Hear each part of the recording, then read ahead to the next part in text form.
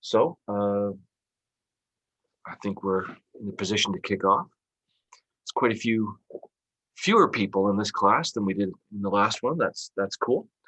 Means that we can maybe take a few more questions than usual and answer questions for people. So that's pretty cool.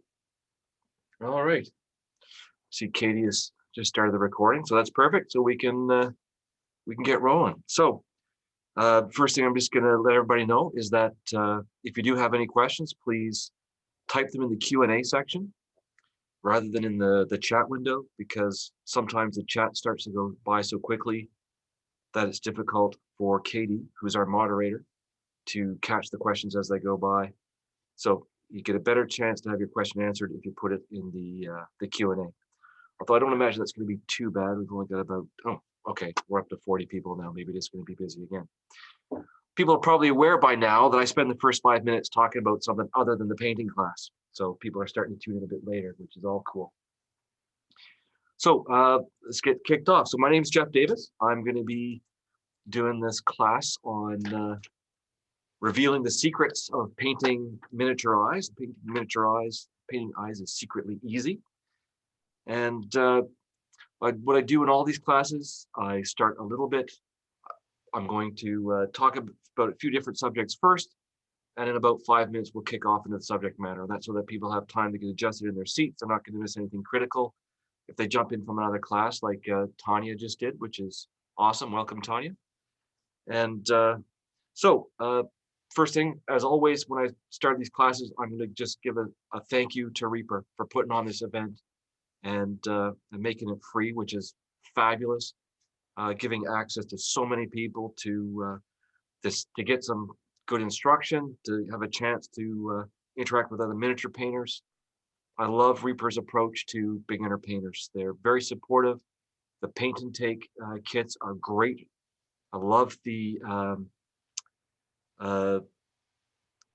accessibility. I keep saying it that way. The accessibility of the miniatures. They're relatively inexpensive. They're high quality miniatures, which is brilliant. And they are physically accessible. And by that, I mean, you know, I paint miniatures for people. People send me miniatures to paint that I can't even get the brush in because the miniature is so complex, sculpted, and, you know, cloaks, 3D printed, all this kind of stuff. And the Reaper miniatures, generally speaking, are, they're physically accessible. You can get that brush in there. And for beginners, that makes it so much easier to learn. So that's brilliant. Hi, James. Thanks for that. So yeah, that's what I'm all about, and that's why I really appreciate Reaper doing this. And we have a small classroom here. This in the studio is about 700 square feet.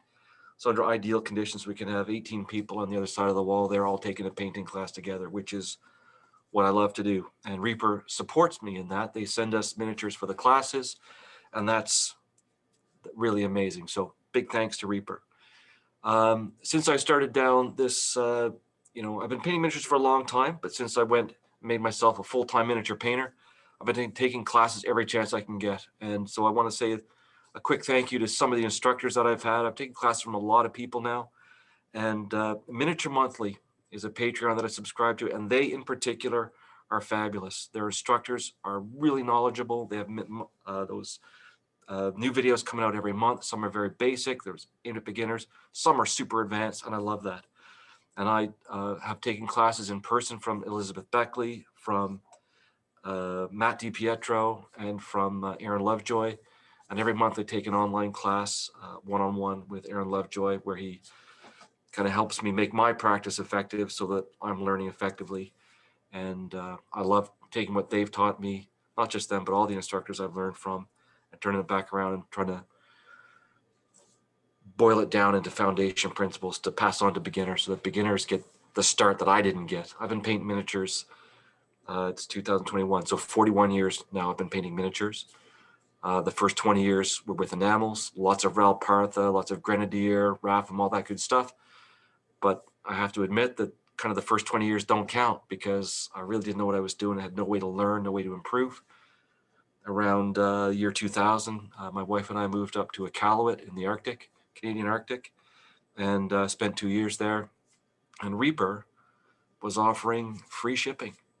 And changed my world, being able to get access to acrylic paints, to the Reaper miniatures, totally different style of miniatures. And so back again, I am to saying thanks to Reaper for the way they do business. Really good. All right, so a little bit about who I am, just a tiny bit. Like I said, I've been painting for a long time. I've had many hobbies over the years, but miniature painting was the only one that survived having a career. And since I retired a few years ago, I have made full-time painting my thing. I teach classes every chance I get, and I pretty much paint all day. I got here in the studio, I just paint. And I keep my shelf of shame is right up there behind me. It's getting smaller because I turned the closet and shelf of shame into a store of shame. So on the other side here, all my miniatures are for sale. And the half-painted ones are there in the corner, so anytime I want, I grab a miniature, start painting. That's what I do. The business is called Hecatina Miniature Painting Studio. I've been telling people today where that came from. I hadn't before, but people were asking. So it's named after a D&D character that I played for about 5 years. Hecatina was a very bitter, bad-tempered winter witch sprite, a little fairy that used to have a hate on for dragons, spare time. Yes, so it's the store of opportunity, not the pile of shame. I love that, Kendrick. Thank you. So yeah, so that was what the studio is named after, one of my favorite D&D characters. And we have a bit of a fairy theme on the go here. We run painting contests that features fairies. The Reaper Sylph was our last painting contest. And we have fairies hidden all over the studio. So when kids come in, they can try to walk around and count the fairies and give their parents time to browse in the store and look through the stuff that we've got on the go. So yeah, that's what we do. And our website, everything we have in stock is on our website. So that's the way we're set up. And we do online classes as well. So if you're interested in an online class, there's a link on our website for how to get that. We do beginner and one-on-one mentoring online. And if you're in the area, people are welcome to drop in and visit the studio. Our hours are posted on the website as well as on Google and Facebook and all those good places. And we love it when people drop in. In fact, in the local area, the other commissioned painters come here and buy miniatures because I've got a good inventory of stuff that's not available other places, like Dark Sword and tons of Reaper miniatures here, of course. And so yeah, I've got a good little community spirit going on here between the other commissioned painters and myself. And I love the way that goes. I love chatting about painting miniatures. So that's it. And 7 minutes, again, 7 minutes. I have to revise my time estimate because I keep thinking it takes 5 minutes to talk, but it takes 7. I'm done talking. And I see lots of people are here. Got 60 people signed in at the moment. That's perfect. That's brilliant. This is a beginner class. Did I say my name at the start? Yeah, my name's Geoff anyway. I will re-emphasize just because lots of people have joined in now. If you have questions, put them in the Q&A section. Katie is our moderator. She will try to watch the chat window. I'm not going to watch the chat window, so I'm relying on Katie to both jump in and ask me the questions, but also to keep me centered on screen when I start to drift. And so, yeah, put your questions in the Q&A section so that Katie can jump in and pass them. And we have a question already. We have a question already. All right, let's hear it, Katie. Do you use a hobby holder for this monster? If so, how did you do it? It was too big for me to shove on my bottle cap with blue tack. What a horrible beast it is. And yesterday I just held it in my hand, and when I do that, my hands are all shaky because I'm all busted up. But so today I glued it. I'll show it in the other window. I glued it to I think that's a hairspray bottle cap. So I stuck it on there with a bit of blue tack, crammed it on there, squished his face because he's a rotten beast and he deserves to be punished. Squished him on there good. And that's what I'm going to use to hold him today. I agree. He doesn't go in a holder very well. I personally tend to use a cork as the holder for my miniatures. I find that quite comfortable in my hand. Or if I'm using painting a larger miniature, I use old spice jars because I find that the glass being quite cold keeps my hand more comfortable, and my hands are pretty mashed up. I was in the infantry for 20 years, and before that I was a skateboarder for 10 years. So I've thrown myself on the ground in pretty much any way you could imagine.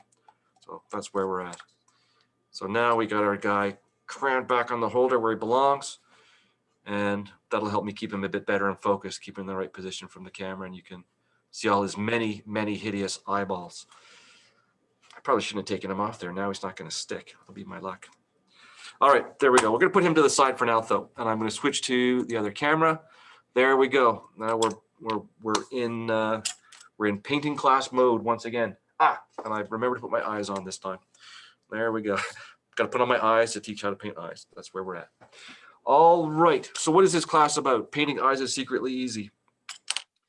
What I discovered as I was, not having a lot of time to paint and trying to learn advanced things like painting eyes and all that, that there was a lot of times where I wasn't in good shape to paint. Like my hands were shaky or my eyes weren't good or I was tired or whatever it was. And I had that frustration of, you finish your model and you want to go paint the pupil or paint the iris or whatever it's going to be, and you miss and you put a beauty mark instead on the cheek of the figure you just painted, and they go back and try to hit the eye again. So I discovered that I could warm up to do painting things like eyes. And just like doing fitness training or whatever it is, when you do it regularly, you do it consistently. At first it's a challenge, but then you get used to it and you kind of find the comfortable position, the right technique. And then by practicing effectively, you can improve very quickly. And it doesn't take long to paint really good, complex, multicolor eyes if you know what the technique is and you can practice it. So I used to take, old Reaper figures that I had painted a few times. I would paint them again, like prime them again, go back, paint the eye. There's a few figures that were banging around here in the studio that I must have painted the eyes on those guys 20 times. I paint them, paint over them, paint the eyes, paint over it, paint the eyes, paint over it, and half a dozen of them. So I would paint that miniature,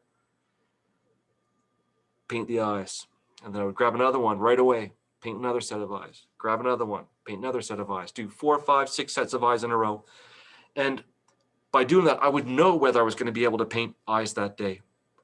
Was I mowing the lawn so my muscles were shaky? Was I dehydrated? Was I too tired? Was I trying to paint at 3 o'clock in the morning after being at work all day?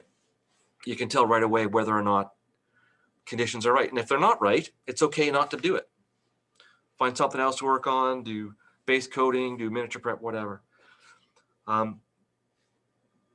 But I also found that with that little bit of practice, you get warmed up, find your comfortable position, you can get into and paint effective eyes pretty quick. So that's what this class is about. It's not just about the technique of painting eyes, and I'm going to do 2 or 3 different techniques, but it's also about how to practice effectively and find the way to make things work. So that's what it's about. So what are we going to do first? We are going to switch over to this very small PowerPoint presentation that I've got there, and we're going to just go through a couple of quick points. And I've already explained what this is. Our aim today, we're going to look at eyes as shapes. We're going to practice painting some larger eyes, and then we're going to practice on a model, and we're going to do 3 different techniques. I guess that's on the next slide. Let's talk about what we're talking about first, the shape of eyes. What is the shape of eyes? So what I want you to look at in this picture is there's a couple of things to notice about the eyes. The first one, I think, is to notice the position of the iris and the contrast between the iris and the whites of the eyes. You very often see people will paint the eyes on their miniatures and the eyes are too close together, making the miniature look a bit cross-eyed, or the irises are too far apart, making the miniature look like it's what they used to call wall-eyed or looking in 2 different directions. So what you can see from this is that the irises are not right in the center of the eye. They're a little bit closer together. The irises, if you're looking straight ahead, the irises are closer to the bridge of your nose, to the corner of your eye, than they are to the outside corner of your eye. So when a figure's looking straight ahead, you don't want them right in the center. You want them slightly closer to the nose than the center of the eyeball of the orb. The second thing we really want to look at is that contrast in color between the iris and the whites of the eyes. The whites of the eyes are not pure white. They tend to be a bit off-white, either a little bit bluish or a little bit yellowish, but they're not bright, pure white. So, as humans, we're looking at faces all the time. We immediately know what eyes should look like. So when the whites of the eyes are too bright, your brain reads that as being not correct, not real. we get skeptical and we don't believe the miniature looks good. So we don't use pure white for the whites of the eyes. We're going to use, today we're going to use linen white, but you can use something like snow shadow or another color. Just don't, you want to avoid using the pure white. We want to save the pure white for doing the reflection spots in the eyes, or what they call the catch light sometimes. But I always refer to it as the reflection dot. And if you can see in this pair of eyes, right beside the pupil, top left of the pupil, so it's not mirrored, but it's in the same position on both eyes because it's reflecting an external light source. There's those two bright white spots. We're going to save the pure white for that so that they really stand out on those irises and are visible even with the backdrop of the whites of the eyes that are there. And then with the contrast between the whites of the eyes and the iris, you can see there's like a black ring around the iris. And that really makes the iris stand out from the whites. So when we go to do the two-tone colored irises in the last type of eye we're going to paint, it's really important to try to preserve that black boundary because that really defines the shape of the iris. The last thing I'm going to talk about is expression. Now, there's two more things to talk about. The next one is expression. The position of the iris in the eye socket can convey expression. If somebody's startled, their eyes go wide, you can, quote, see the whites of their eyes. That's the fear. And you can see the whites all the way around the iris. So if your iris is right in the center and it's too small and the white shows all the way around it, your brain looks at that and says, that person's scared. Even if you don't intend them to have a frightened expression, that's what they're going to look like. A neutral expression, typically the irises are slightly higher than center. And you can see in this photo, the person's eyes, you can see a little bit of the whites underneath the iris, and the top of the iris is cut off by their upper eyelid. So the position we're aiming for is usually a little bit higher than center and a little bit closer to the bridge of nose than center.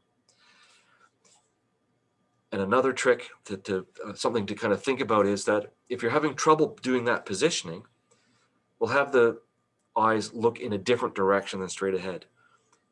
If you have the eyes looking to the left or looking to the right, then our brain tends not to interpret it as being cross-eyed or the eyes being looking in opposite directions. So having them look off-center often can help so that you don't have to be quite as precise with the eye placement.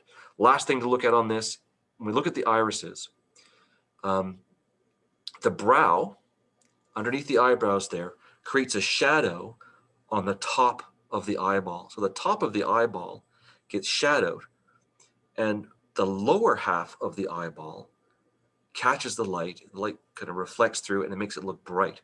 That's why you see color in the lower half of the iris, but not in the top. So when we go to do that third complex eye, we're going to put our color just in the lower half of the eye. And again, when our brain picks that up, they're going to read that as being a natural looking eye, and it be more believable in our subconscious. Okay, so that's some things to think about. We're not going to make this super complex. These are going to be easy, simple, straightforward ways to paint eyes that we're going to hit.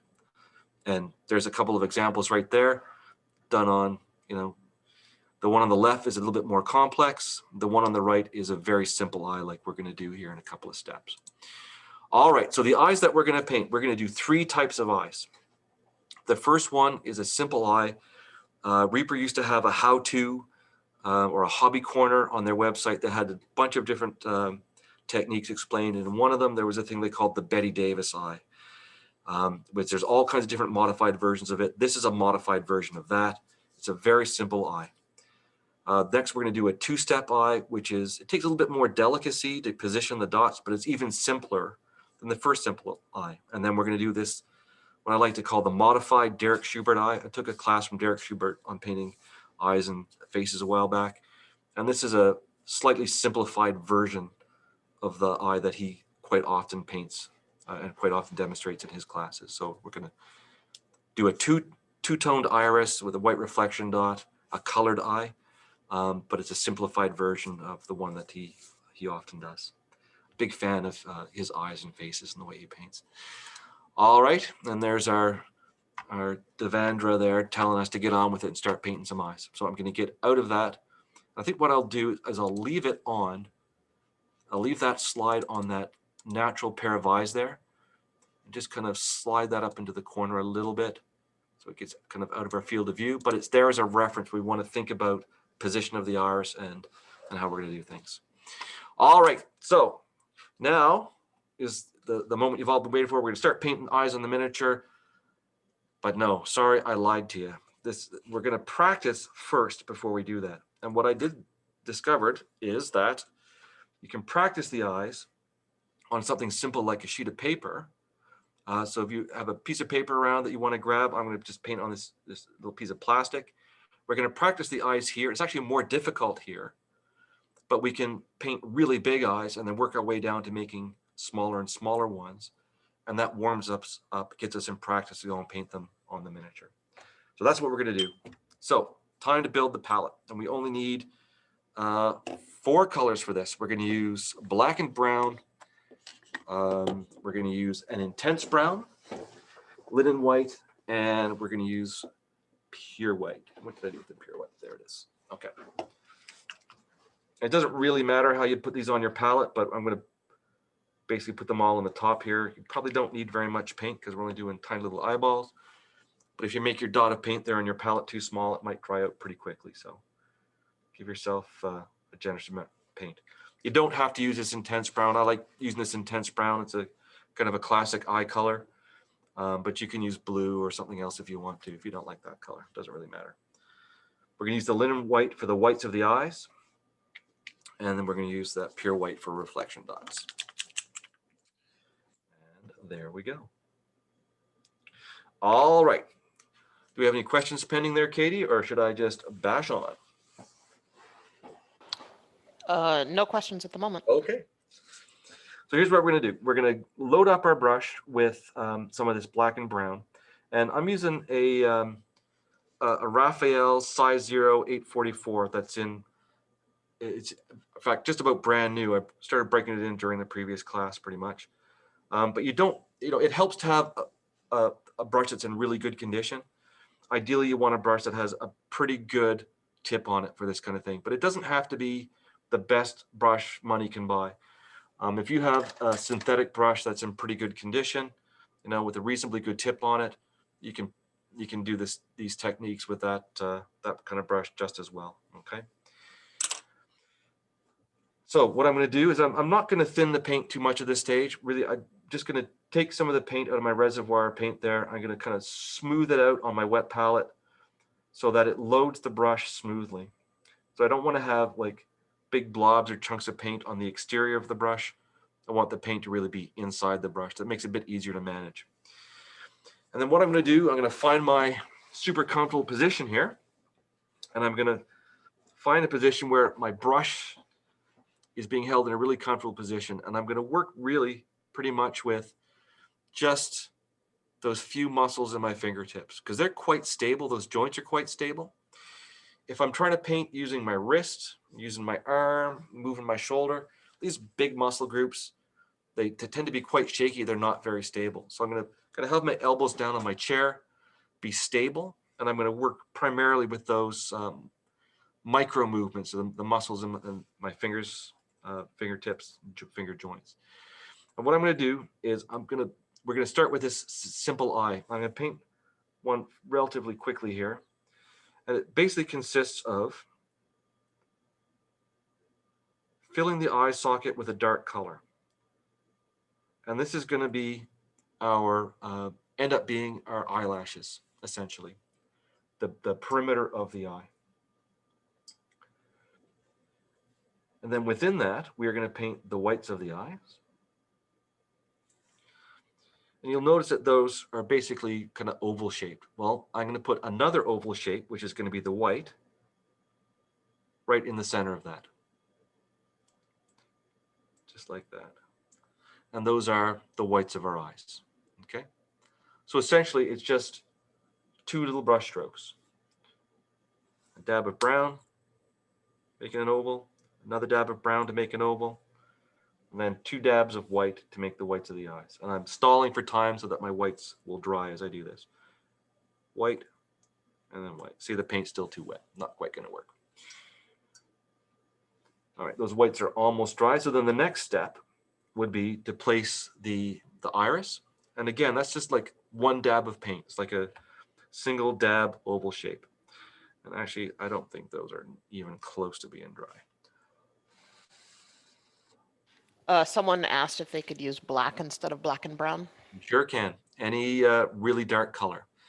And it really depends on the figure that you're painting. If you're painting an undead, rotting corpse, dark purple would be good. Dark, like really dark red, dark browns, black, dark blue is another one. Really just, you need a dark color to define the perimeter of the eye. All right, so then to do the our irises, we're going to do another dab of paint, pretty much right in the center of those, a little bit closer to the center of the eye of the whites, but a little bit closer to the bridge of the nose. And we're just going to put our dab of paint right across that. Now, in the old Reaper craft corner description, they talked about drawing a line down through the center, and you can draw a line down through the center if that makes it more comfortable. But what I'm trying to get you to practice here is making these oval shapes with a single dab brush stroke. That's what we're aiming for. So there we go. I've got 2 irises, each with a single dab brush stroke. And they're pretty much where they want them to be. They're basically about the same size. If they weren't the same size, I might, go back in and make one a little bit wider to adjust it. If I felt they weren't looking in the right direction, I might dab again to change them slightly, but pretty much those are good to go. They're done. And then the final step of this simple eye is to clean up around the outside of it with a bit of your flesh tone or whatever color the face is going to be. In this case, I'm just going to grab some of this intense brown.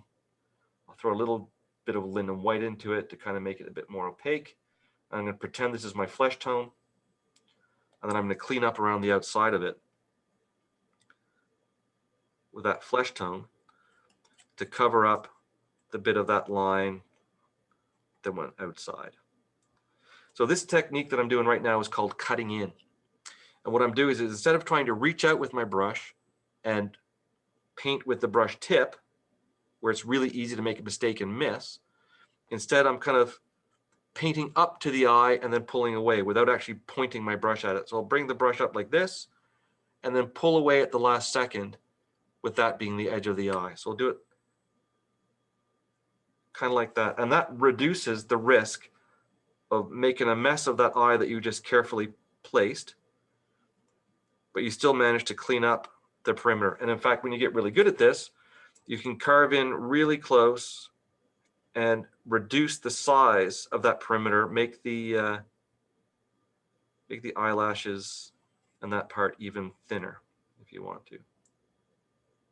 Okay, just like that. So that's how this eye works. So now we're going to practice that, and how we're going to do it is this. We're going to grab a hold of your dark color. I'm going to use the black and brown, and I'm going to make a series of pairs of dots. And each time I make a pair of dots, I'm going to try to make them smaller. I'm going to try to do them just with 1 brush stroke. So you can start out relatively small. I'm going to start out pretty big so you can see clearly what I'm doing.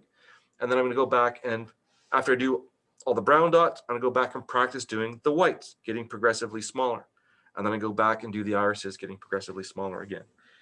And yesterday I put them all way too close together. I'm going to spread them out a bit better this time. And yesterday wasn't a good painting day for me. I was super shaky, but I'm feeling quite a bit better today. So we'll see how this goes. And that's nice and clear. All right, so here we go. Dab, dab, pair of ovals. Dab, dab. And as I do each one, I'm going to try to get a little bit smaller.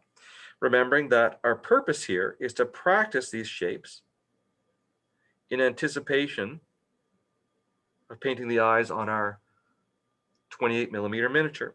Now, what you'll notice is that my ovals, my single dab ovals, are not really perfect ovals. They're more kind of lopsided. So one way we can address this, and this is something I always do with miniatures when I'm painting eyes, is I'm going to reverse the work. So I keep my brush in the same position. I make my first oval dab, that one's really messy. But then I turn the work around, keep my brush in the same position where I'm comfortable and steady, and then I'll go and do the dab from the other direction. And by reversing this way, I'm going to end up with a series of ovals that are the same shape but mirror images of each other.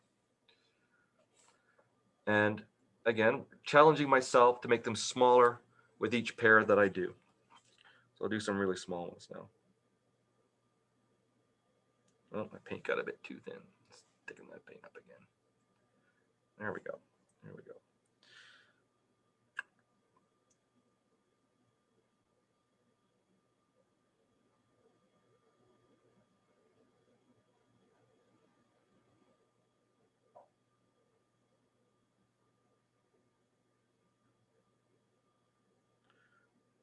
There we go. Some nice tiny ones there at the end. Okay. And just for comparison, there's a miniature. So actually those final ones that I've got there are quite a bit smaller than the standard eyes on a Reaper miniature. So now, having gone through those are drying as we're doing the later ones. The first ones are drying. So the next thing we can do is go grab some more of our linen white. I got a nice big brown blob in my linen white somehow. Wasn't very well done. And I'm going to go back and I'm going to start painting the smaller ovals inside the ones I already did. And where I've already painted a whole bunch of tiny ones, going back up to these big ones is going to seem easy. I'm getting warmed up and well practiced at painting all these nice small ovals. So I should be able to do some nice symmetrical ovals with a single dab brush stroke now. And where I'm doing ones that are bigger, I should be able to control the shape pretty well. So it just fills in the space without spilling over and removing that little tiny bit of black and brown that's going to be my eyelashes. And what was the other thing I was going to say? Oh, come back to me.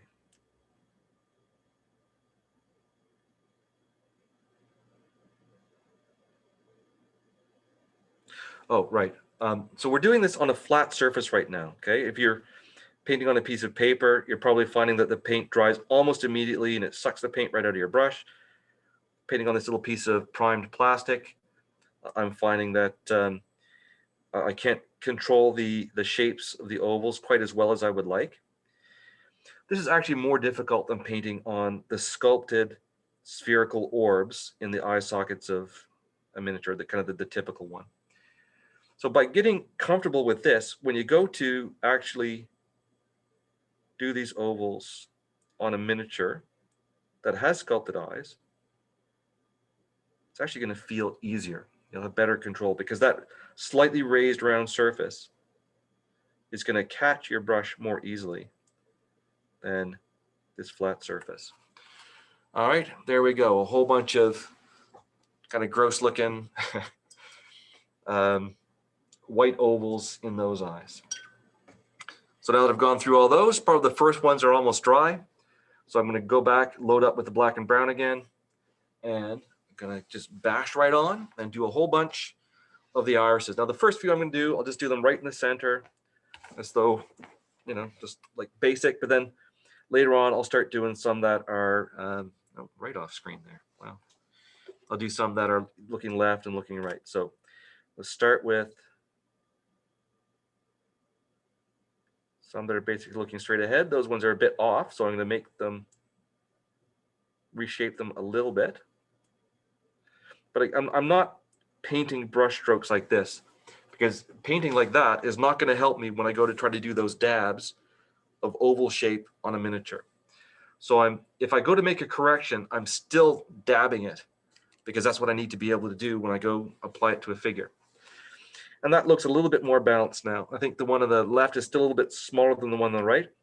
And I'm going to look back at my picture of those eyes up in the corner and note that it's kind of like the bottom is a bit like a V shape. So as I'm doing these corrections, I'm trying to increase that kind of V shape, which at a distance is going to make it look like it's the bottom part of a a circle. And that's going to help with your brain believing the illusion that you're trying to create to give the impression of it being an eye. Do a couple more here. I know what's going on. My wrist is jamming up against the, I'm going to move the whole thing a little bit out. There we go, that's better. All right, now I'm a bit more comfortable. The focus is still pretty good. All right, let's do some more. Dab, that one's pretty crooked, so I'll fix it. Do another one. Fix it a bit. And my paint is already starting to dry on my wet palette, just because it's super dry here today. And I am going to have to clean that dried nib off the end of the brush again. There we go. Load up and keep going. All right, let's do some more looking basically straight ahead.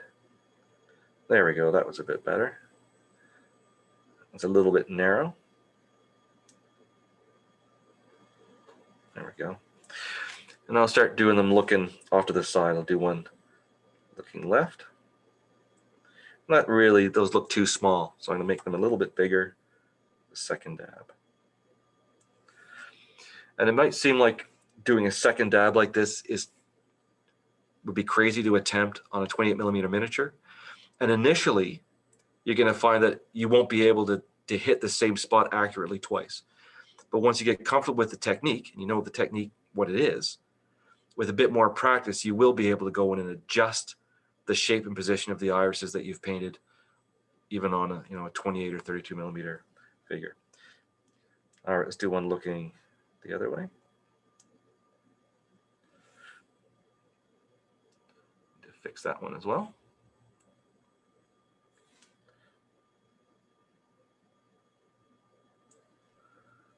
And we'll do another one looking straight ahead. Big one looking off to the left. Another one looking to the right.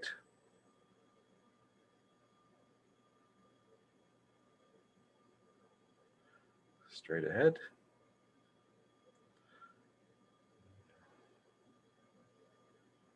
Right. Left. Straight. Right.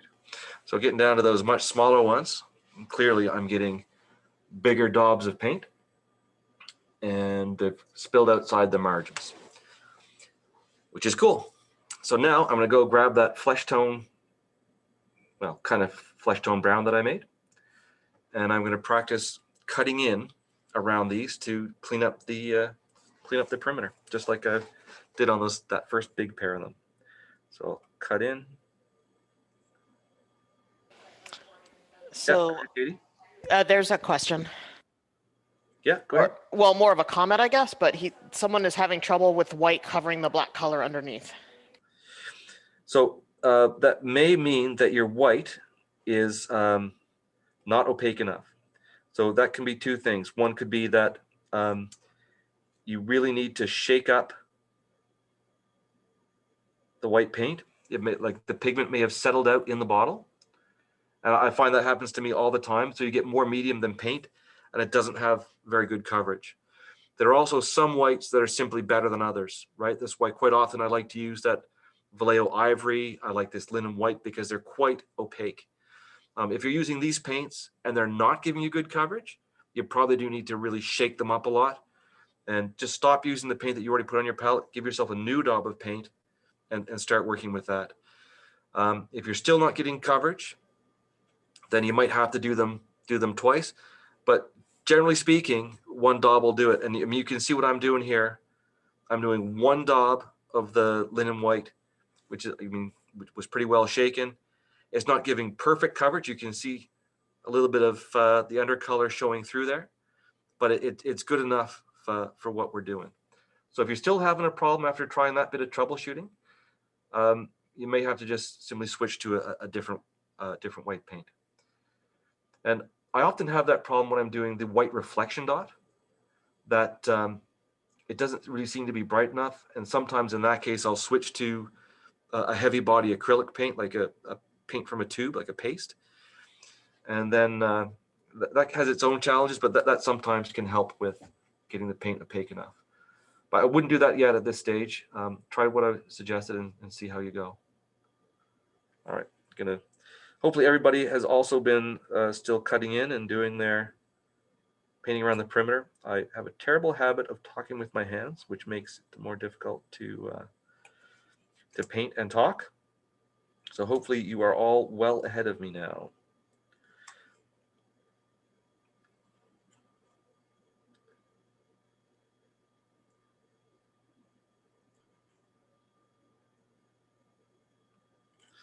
Are you painting along too, Katie? I am not. We do not have a paint setup over here, unfortunately. I was just teasing. I knew you would be able to do it there. Not very fair, really. You have to listen to the instructors drone on the same stories again and again and again. You don't even get to paint along. Of course, by the next class, you'll probably be able to give my intro for me. You'll have heard it so often.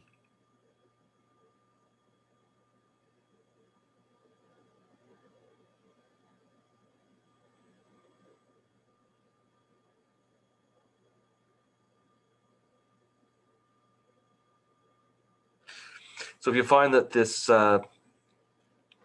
flesh tone isn't strong enough to cover over that black or black and brown daub, same as I was just describing, you do with doing the whites, you might have to do, a second or even a third coat, because that dark paint really shows through the paint above it. Anyway, I'm not going to do all of them. There's a bunch of them done. And I'm just going to do one or two on this dude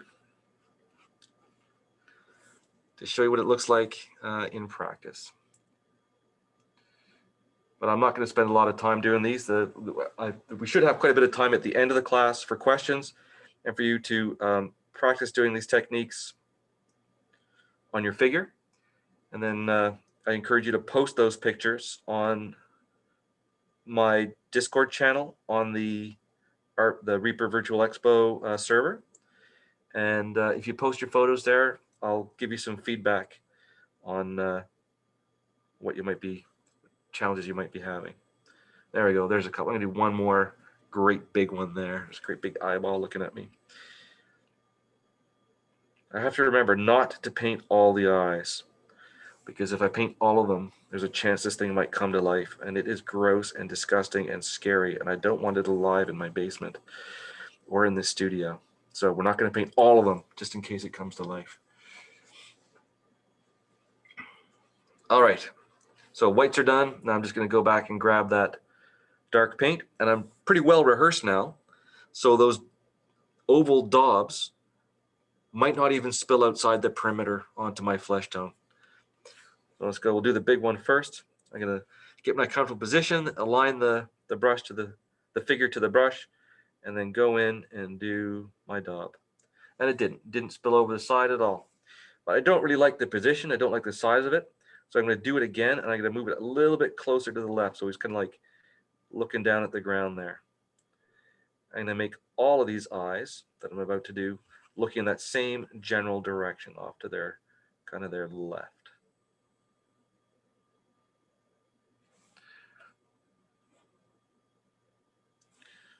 I'll do these ones. See if I can do them in one daub.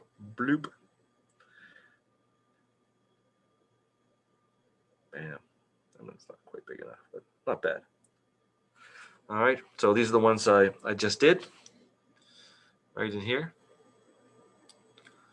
I think maybe these three are looking at this one for guidance and advice. Hard to say. Kind of a creepy beast. All right, so that's simple eye number one. I'm going to put that to the side. I'm going to grab my practice sheet, and I'm going to repeat. So this simple eye is called the two-step eye, and I had never heard of this before until I was taking a class at ReaperCon, and it wasn't in the class that I was taking. Aaron Hartwell was behind a screen on the other side of the screen teaching a different class, and she said something about two-step eye. She said, just like this, dob, dob, and the whole class went, I was like, I got to find out what it was she did. So I went and did some espionage and to try to figure out, like, what is this two-step eye thing? And it's literally like two steps. It's pretty cool. So I'm giving, even though Aaron didn't teach it to me, I'm giving 100% credit to Aaron for this one. So here's how we do it. We're going to do exactly what we did before. We're going to do a series of daubs of these ovals for the black and brown eyes. And we're just going to do great big ones, work our way down to small ones, we'll let them dry. And you don't have to worry about leaving space to paint in around them, because for this one, we don't need to do any cutting in after they're done. There's literally only 2 steps. So here we go. Step 1 is a pair of little ovals just like that. In fact, I'm going to do one more set a bit higher up that's quite a bit bigger to do the first demo on. Okay. And then I'm going to work my way down, making progressively smaller ones. I'm going to do about, I don't know, 10 pairs. Oh, it's starting to get shaky. Must be supper time.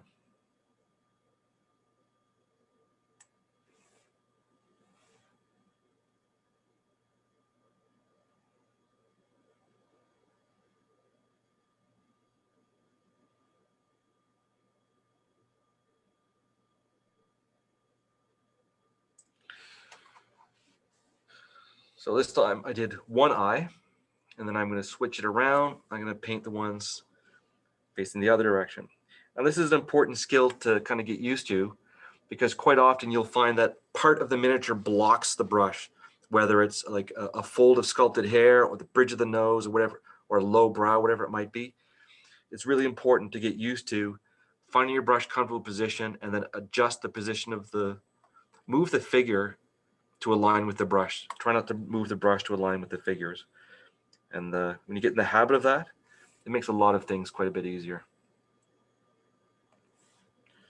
Especially when you start to do things like freehand lines and other things like that that really require a lot of stability to work.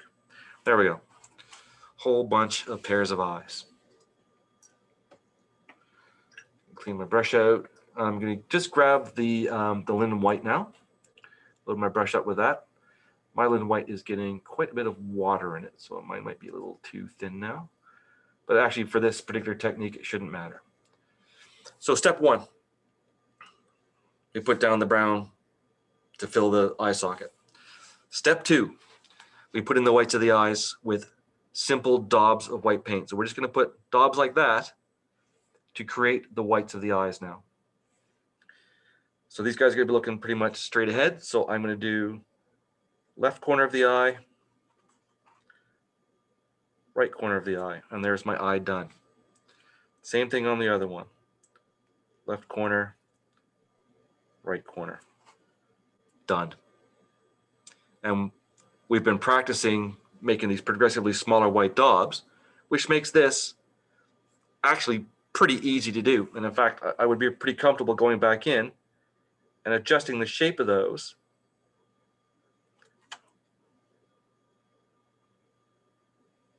to kind of change the look of that eye just a little bit. But that's it. 2-step eye. Fill the socket, paint the whites, done. Where I find this particularly helpful is if I'm painting a miniature that has a visor or a mask, because it's really difficult to reach into those things. Quite a few of the Infinity science fiction miniatures that I paint have these visors on them. So reaching in to hit those sockets, this technique is really good. And it's fabulous for doing miniatures that are looking one direction or the other. So for the next ones, I'm going to make them looking, what would it be? It'd be the figures right. So that means that the white bit will be in the left corner of the eye, like that. So now that one's looking to the right. Make the other one look the other way. Am I on screen? I am. Okay. But I should have shaped my brush better than that. There we go. Looking the other way. Do another one looking forward.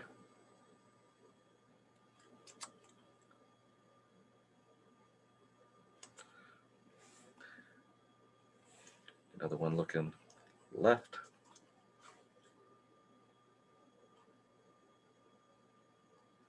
My on screen. There we go. Another one looking the other way.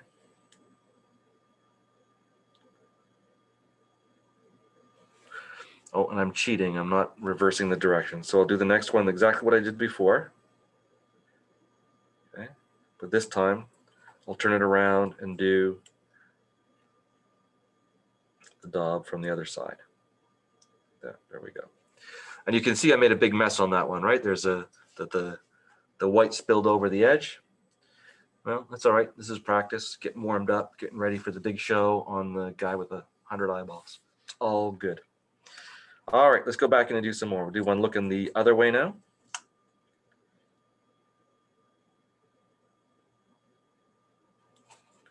Swap it around, do the other side.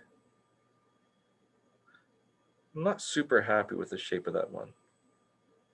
I'll just augment that one just a little bit. It's a little better. And let's do another one looking ahead. Oh yeah, no, made a big mess. There we go. Starting to get a bit shaky, like I was saying. So I'm going to just stop there. I'm going to clean off my brush, change my seating position, get a little drink of water, rest my arm for a few seconds.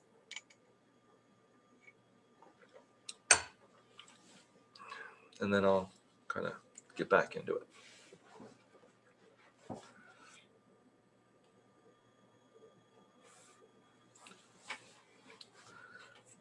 There we go.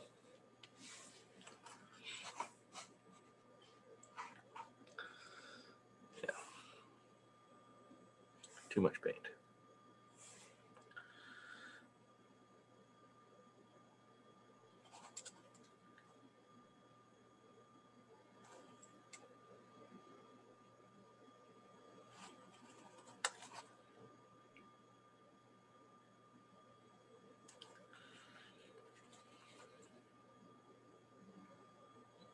Yeah, wandering off screen.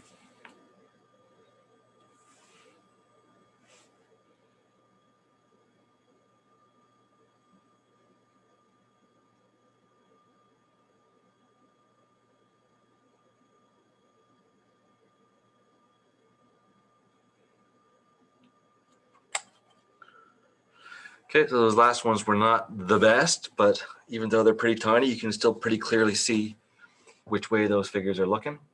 And where it's such a simple, straightforward process, 2 steps, if you make a mess of it, daub 2 more oval shapes on top,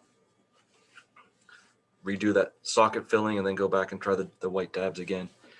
And by this point, if you're still keeping up with me, you've done 20 pairs of eyes, so 40 separate eyes. You've done, therefore, probably 40, it'd be at least 120 oval daubs. You're starting to get a really good feel for what the shape of those ovals are going to be when your your brush places them.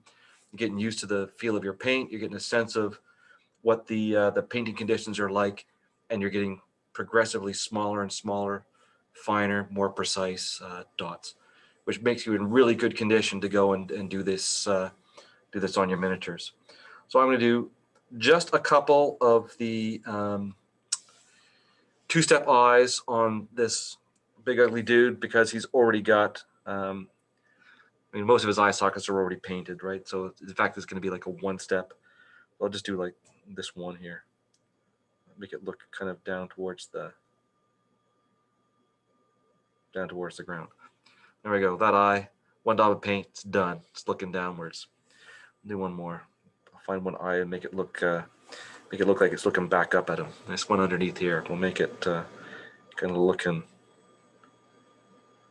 upwards. There we go. Now there's an eye down there looking back at the other eye. Creepy as heck. All right. Nothing to it. Let me just, instead of looking, I'll ask Katie, has everybody quit yet, or is there still people out there painting here following along, Katie?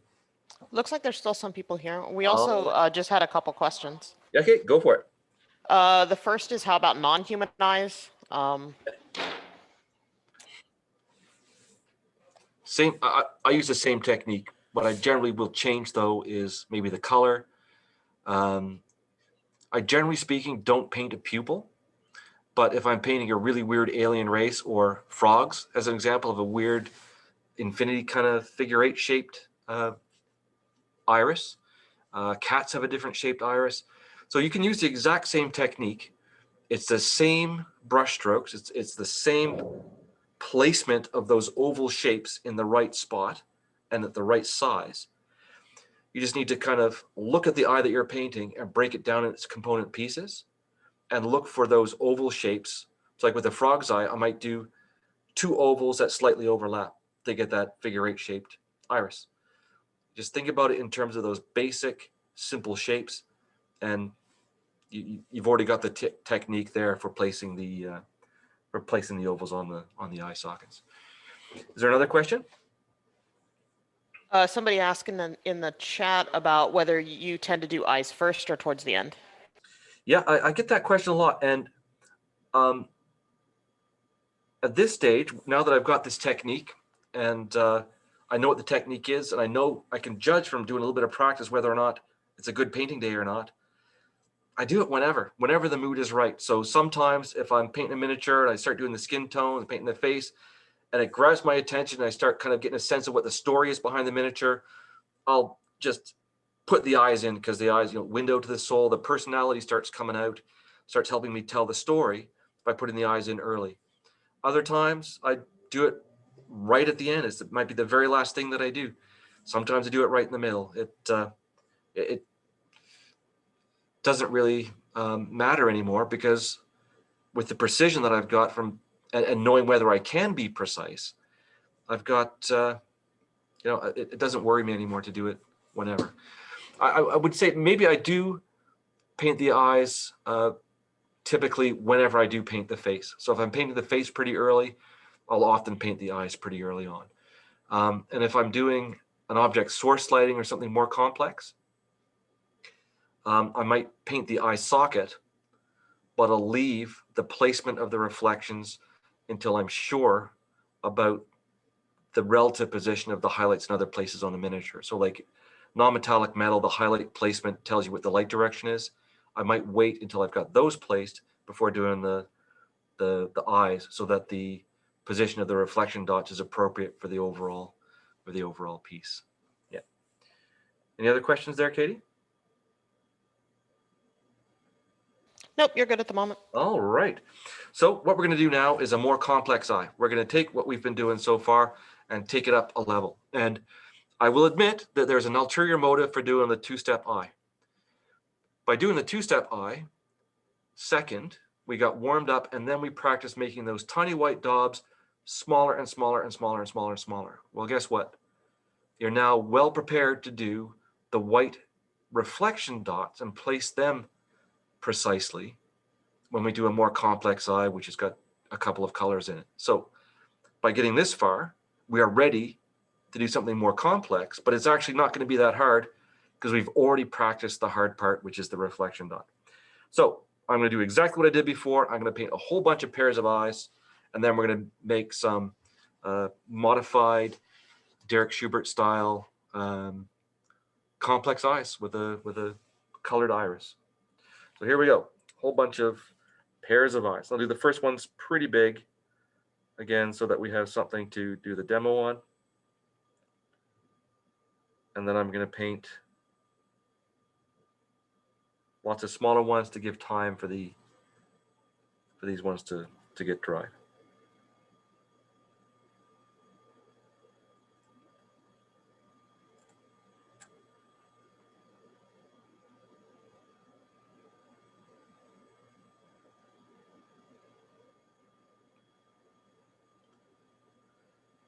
I'm finding that the way that the paint is flowing today, I need to give the brush a little bit of a wiggle to get a really oval shaped daub of paint.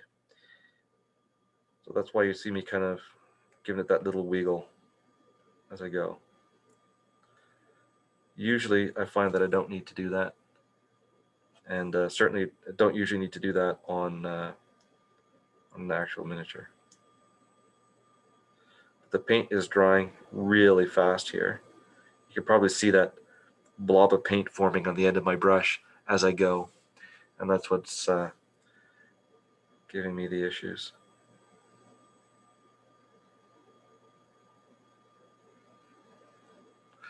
All right, all kinds of pairs of eyes ready to go. How many did I do there? 4, 5, okay, more than 10, that's perfect. I should say they're perfect. They're pretty messy, but they're gonna give me what I need.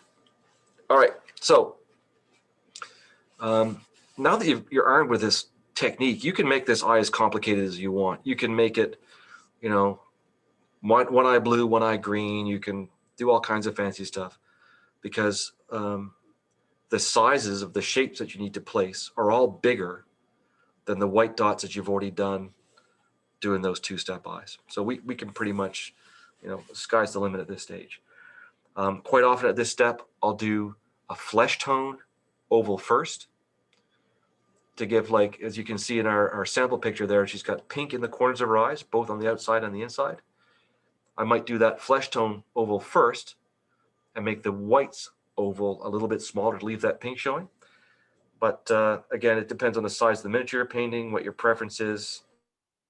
Certainly if I was painting a beholder eye, which is nice and big, I'm going to add all kinds of complexity to that. In fact, I've got one right here. I'll just show you that briefly. There you go. There's a nice complicated beholder eye. It's got, what do we got going on in there? We got multiple reflection dots, right? Because it's got multiple light sources coming at it. We've got nice big reflection there going on of the OSL, which is going on below it. And yeah, nice and complicated. Lots of interesting shapes in there. And you can do that when you've got a nice big eye like that. That's going to seem really easy by comparison to doing those tiny little two-step eyes. All right, so yes, this is dry now.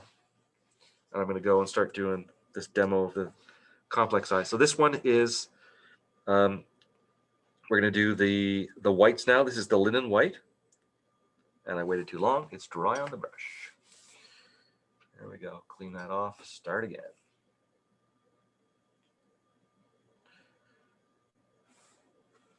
It's funny. This doesn't happen to me when I'm painting alone. My brush doesn't dry up. It must be because I'm talking too much. On screen, yeah, pretty much. Okay. Nice big right here. And again, I'm painting this because it's much bigger than I can do a simple daub. But when I go do the other ones down below, I'll just do them with that single daub, just like that. Okay. Up here, we'll do another couple of them.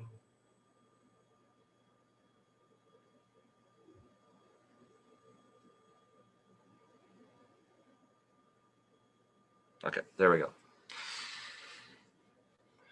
Got our whites in there, ready to go.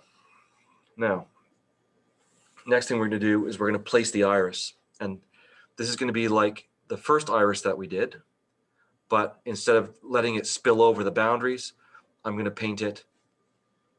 I'm going to deliberately place it. And you could do this either way. You could do this as a two-step eye, or you can do it with the dark brown daub. Either approach is effective to get you to this stage. But just because I'm following the plan that I had made, I'm going to do it by placing the black and brown right in the position where I want it to be.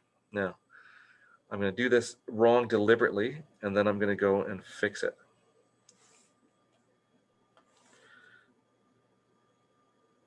Okay, so there's my irises placed incorrectly. They're more or less where I want them to be, close to the bridge of the nose, but they're definitely the wrong shape. So I'm going to go back in. I'm going to redo those daubs to give a nice rounded shape to the eye. And I leave that one like that. I'm going to match the other one on that side first. So now they're pretty close, but they're not identical yet. So I'm going to adjust the inside edge of this one.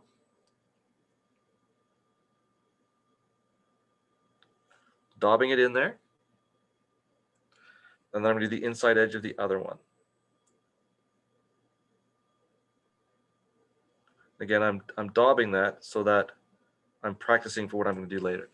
Those are pretty close to the same shape. Looks kind of like a little bit like a sleepy person. I kind of like that. And it might be that, you know, if I was painting this on a miniature, the sculptor is going to control the shape of the eyeball. My ones that I've done here are not quite the same. There's a little bit of a difference in the shape on this one. I'm just going to do a little shape correction out there so it looks a little bit better. It's a little bit better. There we go.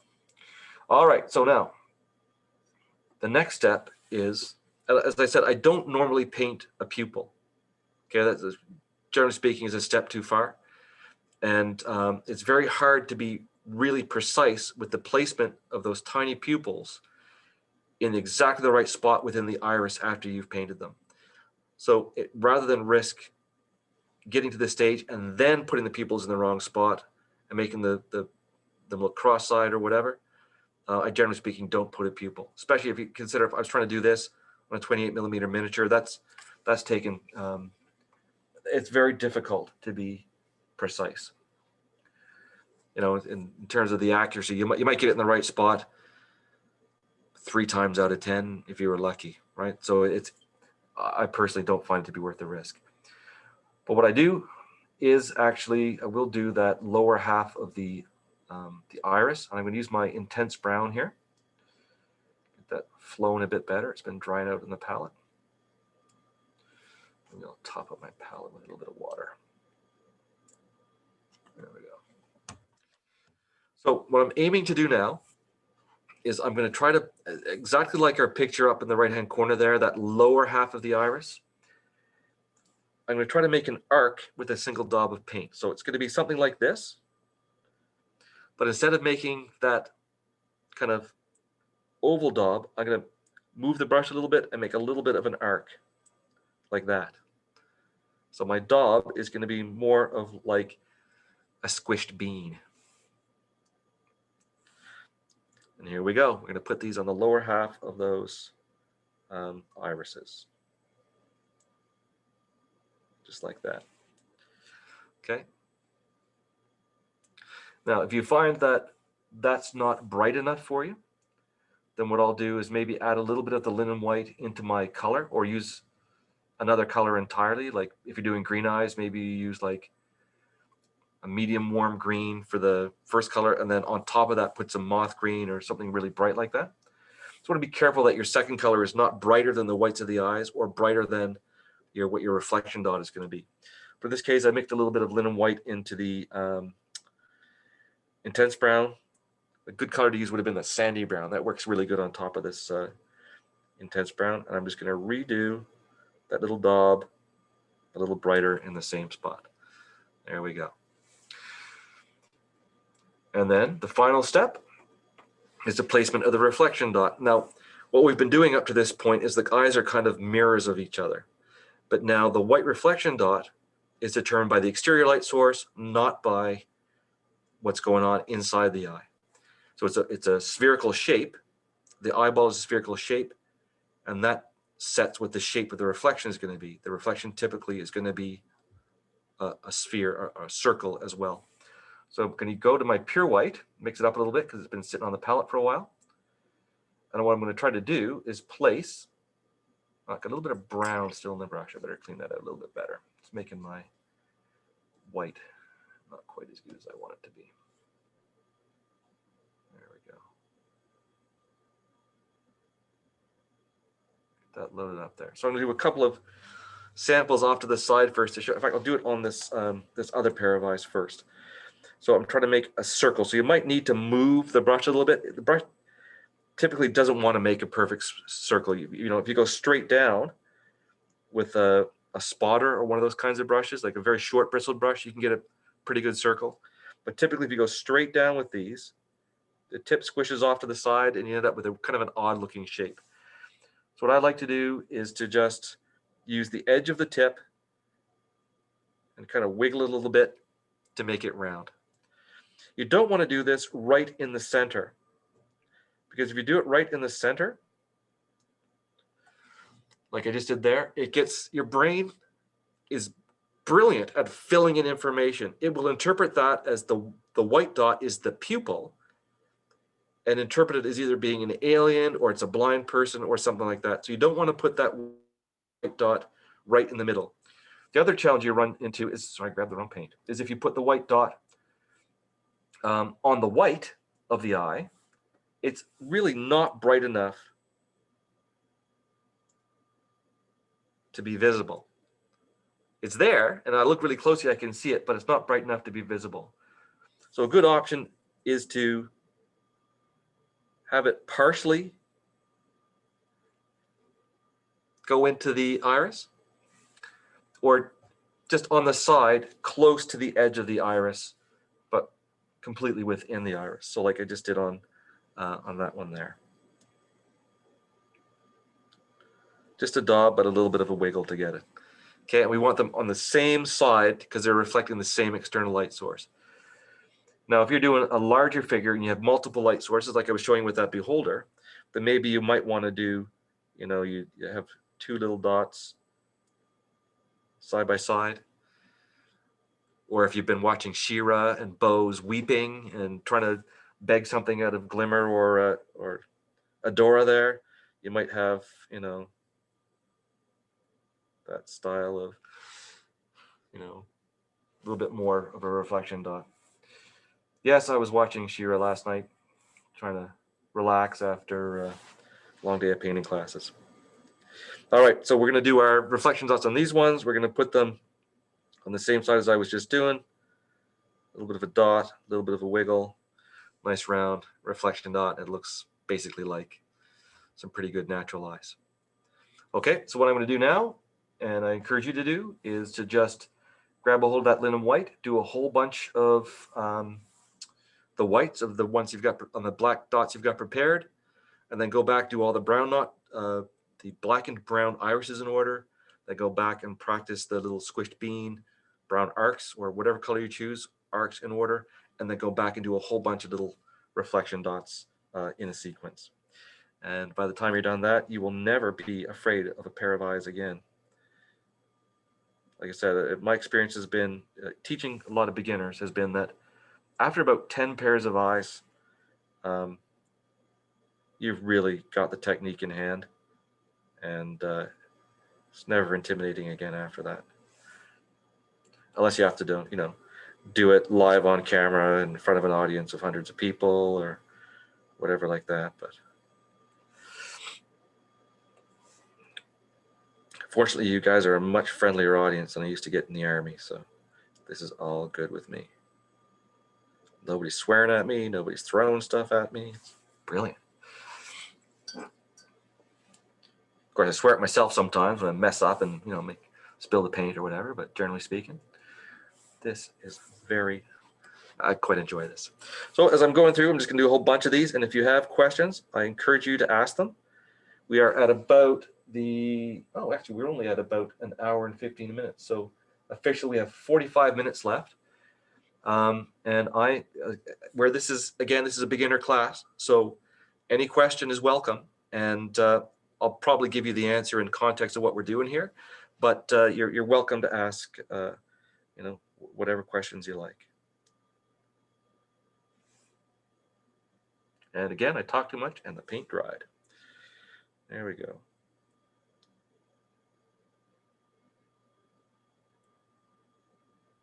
Tons of whites done. And I'm going to go back now and do start black and brown irises. Another color I really like for doing this is walnut brown.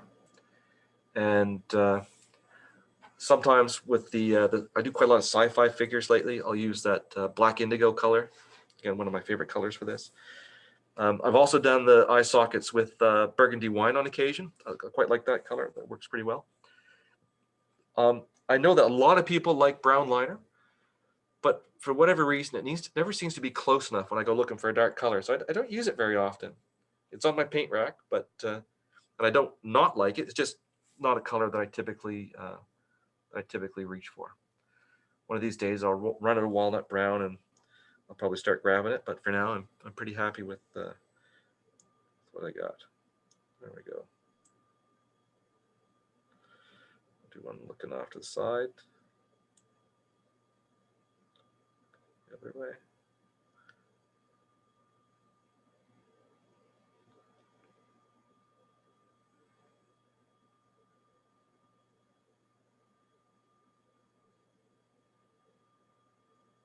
Somebody asked a question. Okay, yeah. What does the brown bean shape represent in the eye? If you look in the upper right-hand corner of your screen, you'll see that I got that picture there with a pair of eyes. And the little brown bean shape in that picture would be the bright green little arc in the lower half of the iris on that picture. So the bean is this.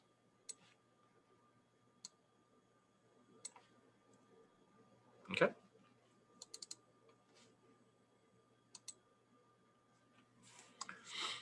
All right.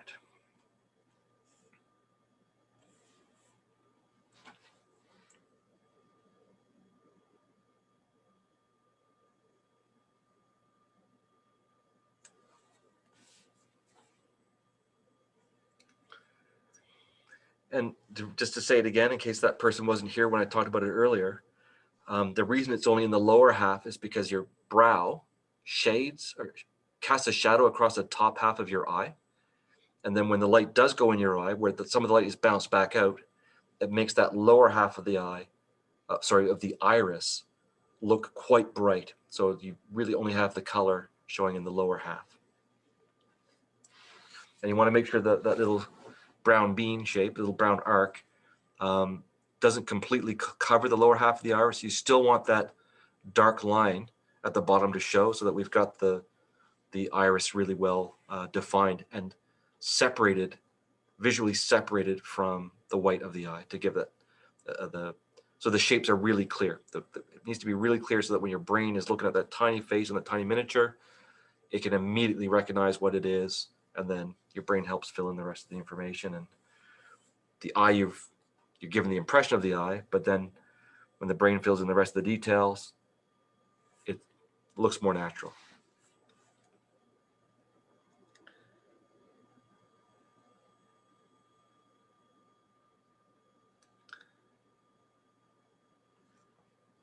Let's do a couple more.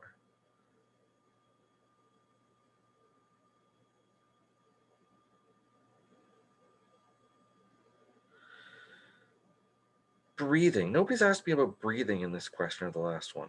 And that's strange. I almost always get asked about breathing in this class.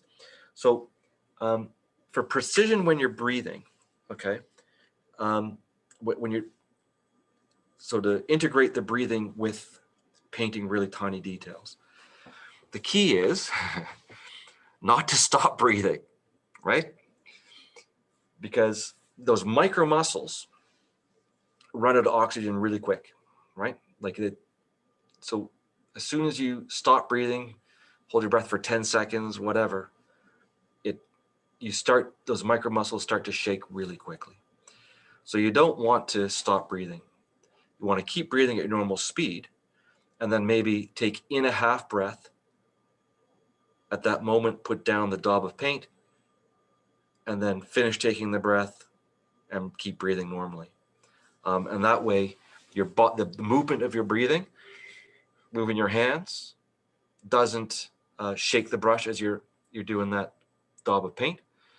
And you don't hold your breath and stop breathing and start to shake, which makes it much more difficult to try to get the dot in the right spot. So if you find yourself focusing intensely to be ready to put the dot down, and then it starts to shake, just stop, because the shaking is going to get progressively worse because you're holding your breath. So just stop, take a breath, change your position, get the blood flowing, relax, keep breathing, and then, find your comfortable position again. And yeah, I feel like I'm talking about shooting on a rifle range. Find your comfortable position again, get naturally aligned, all those good things, so that you're comfortable and you're just using those fine motor skills to place the daubs down. And then change the position of your work to align with the brush. All right, I'm going to do a whole bunch of little arcs of color now, and all these little eyes that I've placed.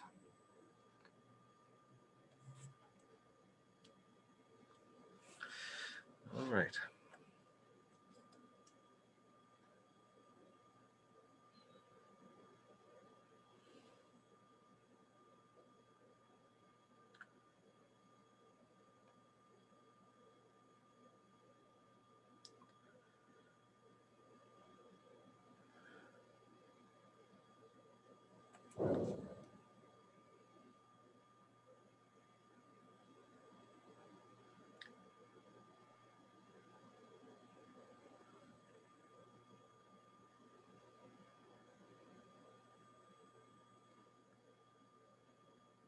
these little daubs of paint are pretty tiny.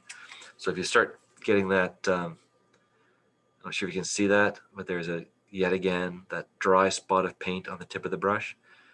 As soon as that's there, this stops the flow of paint. Now, I kept going after it formed because, whatever. But if you're not really well practiced, that's going to interfere with the flow of the paint. And it's just save yourself the trouble and get rid of it. Painting little tiny eyes like this is not such a big issue. But say, like when we're going to do that tartan class tomorrow, which involves a whole lot of long, smooth, straight lines, which is very similar to doing this, right? Comfortable position, keep breathing, straight lines. As soon as that little bit of paint forms, the paint stops flowing off the tip of the brush, and your line starts to get broken. And we don't want to have to be repeating the line a whole bunch of times to make it continuous. We want to try to lay it down in one smooth go. So you want to get used to noticing and removing that little thing of paint. So I did all the brown dots in the lower half. Now I'm going to do all of my reflection dots. I'm not sure how well this is going to go because I'm starting to get a little bit shaky. But there's no risk because it's not even a miniature. It's just a little piece of paper, plastic. All right.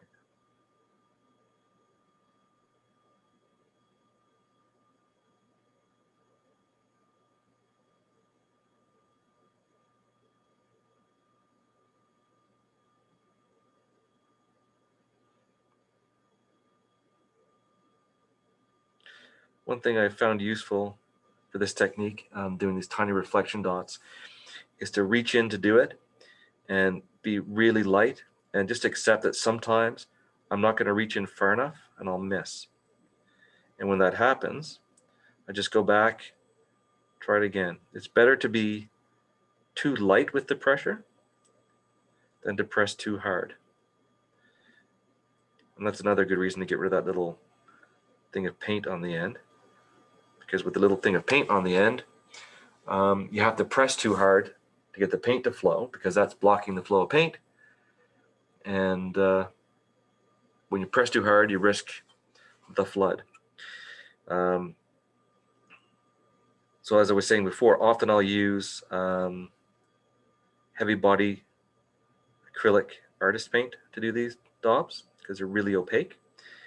But I also do find that white ink can work quite good for these. Again, depending on how steady my hands are feeling. Anyway, there's a whole bunch of them. Some of them are worse than others. Some of them are a little messy, but all good. So I'll do a couple of those now on this horrific thing. We did have a question. I'm going to do the ones down in there. Yeah, go ahead, please, Katie. What about protruding eyes? It would seem like you need to paint the whole iris. You may. And it's, again, it's a matter of choice, right? I painted, I'm usually not a fan of WizKids figures, but there are two WizKids figures I like, the T-Rex and the Beholder. There's the Beholder. And the eyes on that guy really protrude. So if looking like right in there, the actual eyelid is there. So those ones, I would have had to paint the entire iris, and a lot of the white would have shown around the outside. You would look kind of scared or kind of strange. So I painted in fake eyelids. So none of the eyelids on these little guys are part of the sculpt. They're just painted on to look like flesh tone eyelids. And that changes the shape of that protruding eye so that I could change kind of the emotion or the mood or the story. So it's not a scared looking beholder, it's a beholder that's kind of focused and intent. And that's why his eyes are kind of partially closed. So for protruding eye, if it's like a zombie whose eyes popped out, yeah, paint the whole iris. If it's like the central beholder eye, go back to Zeldorian there, the eye tyrant guy, right? You know, you can choose how big you want to make the iris. There's another guy who's really popular. He's what do they call him, like conjunctivitis or something like that. There's a bones version beholder got little eyeballs all over him, and he's got a really big central eye. With that one, you can really choose how big you want to make the iris. So you can make the iris huge and just do barely any whites, and it makes him look quite mean. Or you can make his iris quite small, and it makes him look a little bit, you can make him look pretty comical, actually. So for protruding eyes, really it's choice and the story you're trying to tell and what emotion you want to show. All right. Yeah. Keep going, Katie, if there's more questions. Nope, that was it. Okay. All right, so I'm going to keep going doing these. I'm going to do some complex eyes in there. Deep in the, there we go. So, these eyes are actually pretty big compared to, like, I don't know, some of the dark sword miniatures that I've painted that have really beautiful, tiny little eyes. They're quite a bit more challenging than these. But of course, if you manage to do a complex eye on some of those really tiny, finely sculpted eyes, that's actually a great way to practice, because the smaller you can do this accurately, the easier it is to do much more complex eyes on even slightly larger figures.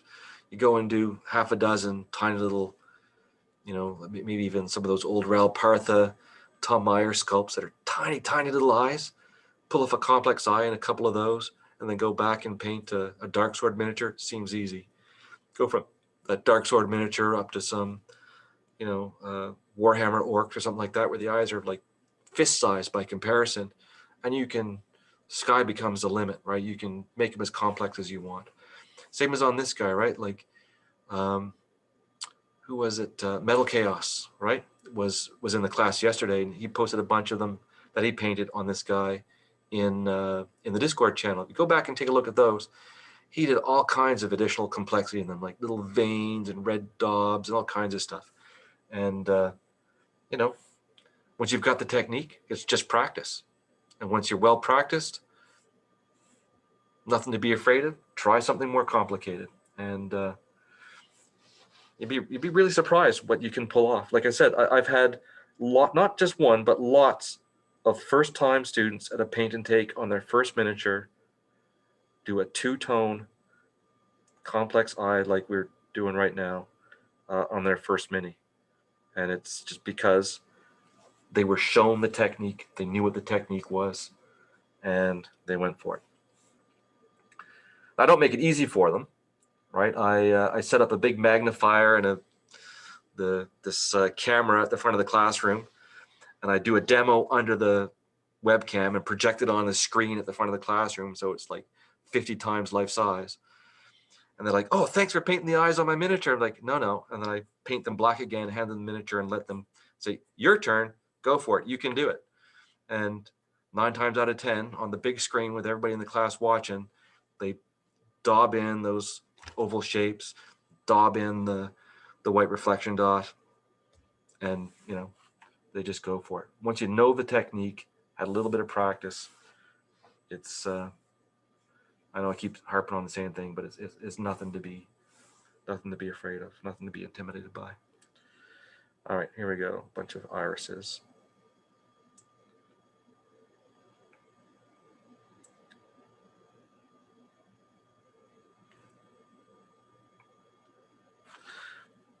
Speaking of Metal Chaos, I don't know if if folks have been looking at the stuff he's been posting both in the Reaper forum and on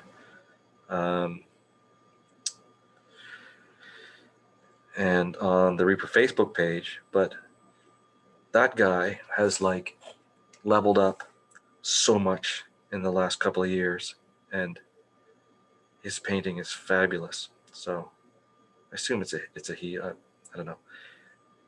Seems like a nice person. I've corresponded with him a few times, and his painting is fabulous. So if you haven't seen it before, go on the Reaper forum and look for the profile of Metal Chaos, and then go look at the stuff he's been posting lately.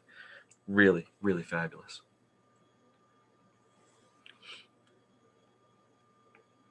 Okay, now I'm doing the lower half of all these irises with the lighter brown color. And you'll notice it's not taking me very long to do, a couple of, more than half a dozen eyes. Just a matter of a few seconds, right? So when you've got the time and you're checking out your miniature and you're thinking about, proceeding and doing a whole bunch of complex eyes, or just doing 2 complex eyes on that figure, take 2 minutes, grab that piece of paper, do a little bit of practice, get warmed up, and then just go for it. And it'll only take you 5 minutes to get those eyes done, and you'll never look back. Well, you'll look back with pride because they'll be fabulous.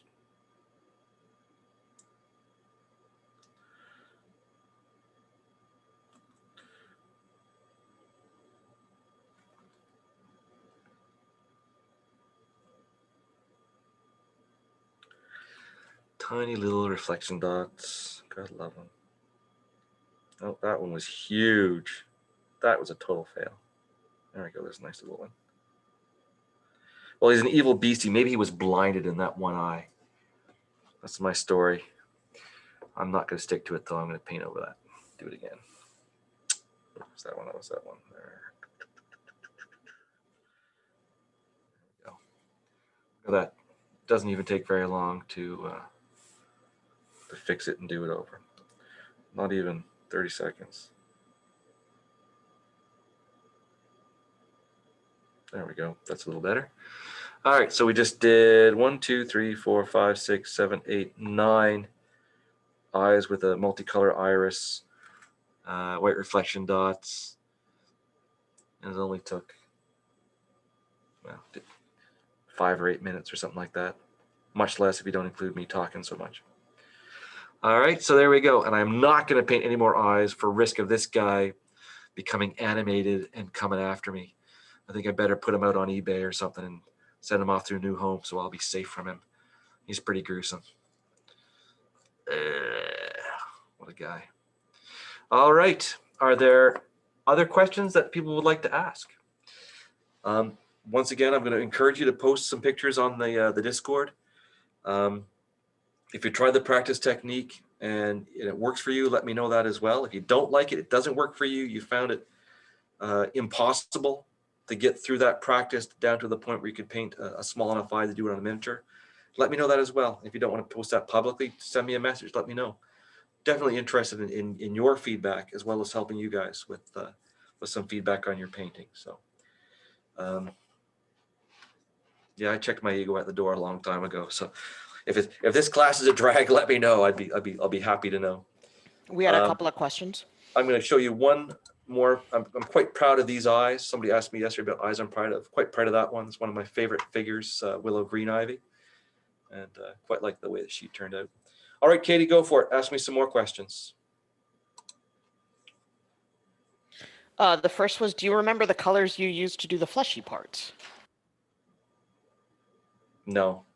Somebody asked me that yesterday too, and I think, see, the first time I taught this class was quite a while ago, so I had like 20 of these guys, and I primed and then base coated them with flesh tone all at the same time, and I think this is, I think it's Vallejo Air Gory Red or Scarlet Red, and a highlight with rosy skin or rosy highlight, something like that. But I don't really remember what I used. I assume that's what you're asking, is what flesh tones I used on this thing, this really gross looking flesh tone. And I'm pretty sure I did a purple wash of Army Painter purple over it at some point. But other than that, I don't really remember what I used. I don't really want to remember. It's hideous. I'm scared of her, him, it. There was one other question on the eyeball monster. Did you paint the black around the teeth as a wash after the white? What I did on the teeth, I used, yes, I used, in one of the packs recently, Reaper had a whole bunch of bone colors. So that is The first color was polished bone, 9060 polished bone was what I used first. And then I shaded them using Reaper's bone shadow color. And then I think I hit them with a wash of flesh tone, the flesh wash from Army Painter. Thinned it quite down, did a quick wash of that. And then the final little bit of a highlight was, I think it was just a graveyard bone again. So there's a lot of teeth on that. And that would seem like that takes a long time, but I wasn't particularly careful with it. I mean, if you look really close, they're pretty crude. And I've been painting a long time, right? So to do, and I'm at the moment pretty well practiced. So to paint all the teeth on that, was that 4 colors I did? Base coat, shadow color, a wash, and then a single kind of highlight. So yeah, to do those 4 colors and all those teeth, probably only, I might have spent 20 minutes on it, something like that. So yeah. One more question. Yeah. Do you have a code for an emote? Wow, I do. Thanks for reminding me. The secret code is, what time is it? No, there's 25 minutes left in the class. I'm going to give this in 24. No. The code is 77669. 77669 is the code. That's a great question. I probably would have forgotten about that. More questions. Flood me with questions. Hammer me with questions. Ask me hard questions. Ask me easy questions. There's the girl for the tartan class tomorrow. We're all ready to go. Her eyes turned out reasonably well. Two-tone green kind of thing going on in there. So we're going to take this tartan, which is the suffragette tartan, and we have a small Facebook group called the Tartan Painting on Miniatures Support Group. Crazy name. And it's just growing, and people post their pictures of tartans they've painted, or I share tartans that people have sent me, like pictures of tartans, so to give people some inspiration. So we had a little poll on there, and people chose this miniature from the poll, and they chose this tartan from the poll to be the miniature that we're going to paint in the tartan class tomorrow. And I really like this. It's called the suffragette tartan, and it's only a couple of colors. It's got lots of nice contrast, so it should be pretty straightforward to demonstrate and to paint.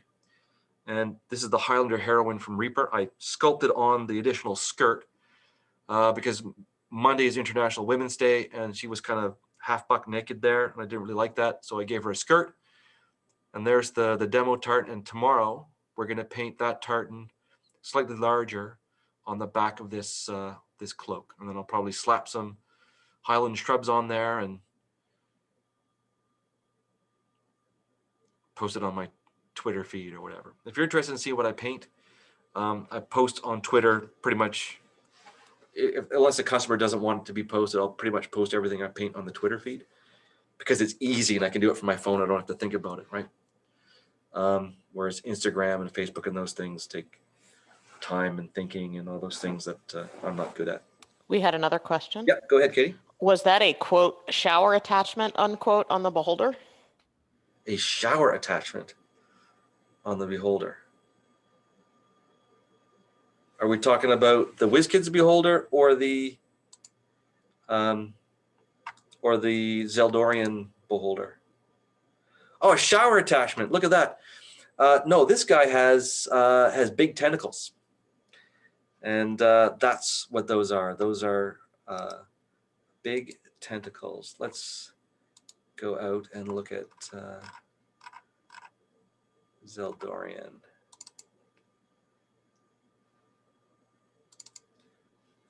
There we go.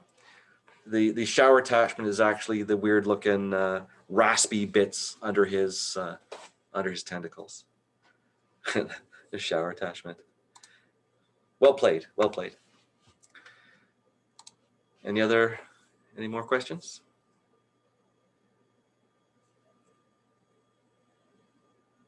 Okay, I'll show you, just as we got a few minutes, I'll show you my current project is that I'm working on. Let's see, Take me a second to grab her.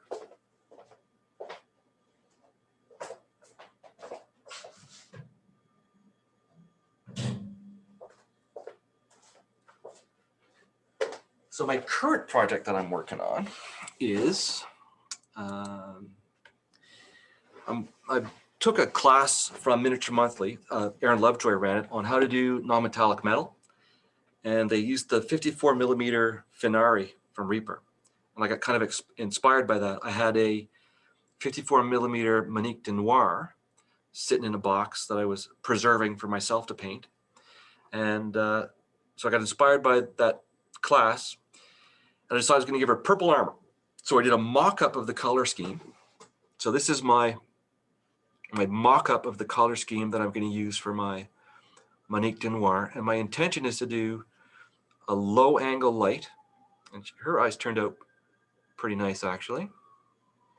And then if you can see in the sword blade, there's all kinds of things. Like you can see that her horns on her helmet are reflected in the sword blade. The flames that are the source of the glow is reflected, and there's sparks going up from up and all that.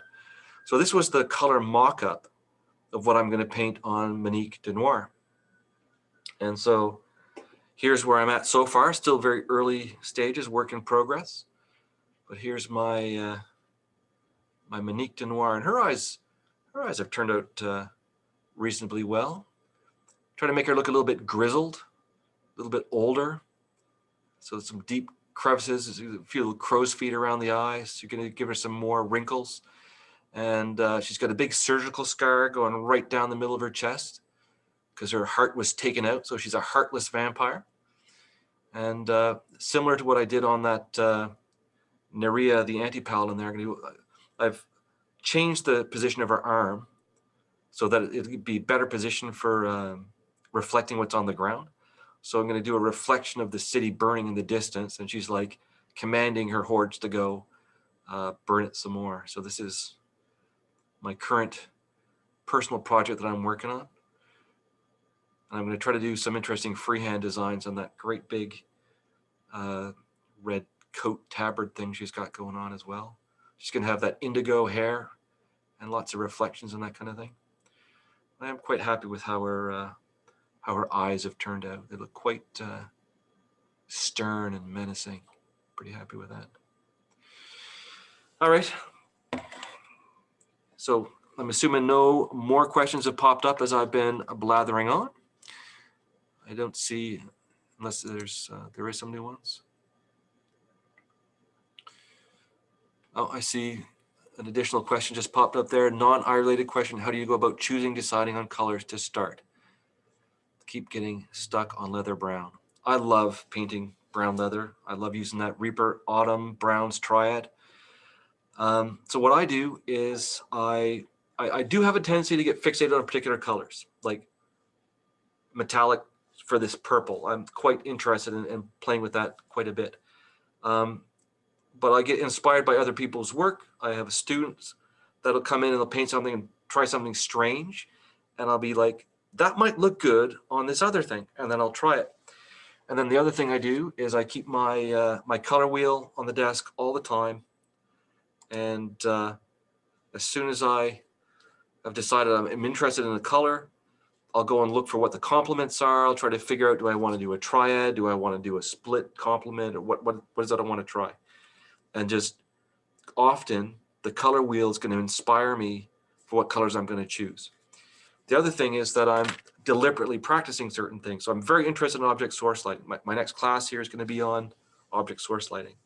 And so I'm always looking for color combinations and ways to do new object source lighting, object source lighting, I should say. And so that's how I pick the colors that I'm going to work with. I look for those things I'm trying to practice, pick one of the colors, and then just build around it. And like with that anti-paladin character, Nerea there, I never intended to paint her that much. I was just going to try to do the metallic purple. And then once I got rolling, I was really inspired by the sculpt. I started to get a bit of a sense of the story about her, that she's burning a city or whatever it might be. And that inspired me with the rest of the color scheme. So that's how I come up with the colors I want to paint. The other thing that happens is I get commission requests for stuff that I would never in a million years have chosen to paint. Like I painted a 90mm miniature of Buffalo Bill with his buckskin jacket and the beading and all those things. Never would have tried that. And painting that, I got turned on to the buckskin pale colors and all those. And then from there, it was just like a cascade of trying different leather colors. The other day, I painted a bunch of card players, 28mm card player cowboys sitting around a table, and they're all cheating, and they've all got different hands of cards that they're trying to hide, and was got an ace in his sleeve and that kind of thing. And I painted that same miniature twice, and in both cases, I did it with a lantern hanging over the table. So object source lighting, light going in 4 directions on 4 different figures, and then all the different colors and shadows and all the stuff that went along with that. And so people asking me to paint stuff that I never would have attempted of my own accord, that also gives me a lot of inspiration to try new things. All right. I hope that, yeah, it looks to me like that's enough. People are dropping out in large numbers. Only about 30 people left. People got their code and moved on. So I just want to say thanks very much to the people that were here, that participated. Thanks again to Reaper for running this, and thanks again to Katie for her patience with me and for doing all the moderating. And if you're interested in getting a class from me, check out my website, hecatina.ca. It's very easy to get in touch with us. And don't forget to post your pictures on the Discord. I'll be happy to take a look at them. Actually, since I've got a few free minutes, I'll go on there now and start taking a look at them. Thanks again for everybody who participated. I'm going to hand it back over to Katie. I think Katie already has control of the class, but she can have the control back. And just like last time, Katie, I will show up just in time for the next one. And we'll see you soon. Thanks again. All right. See you soon. See ya.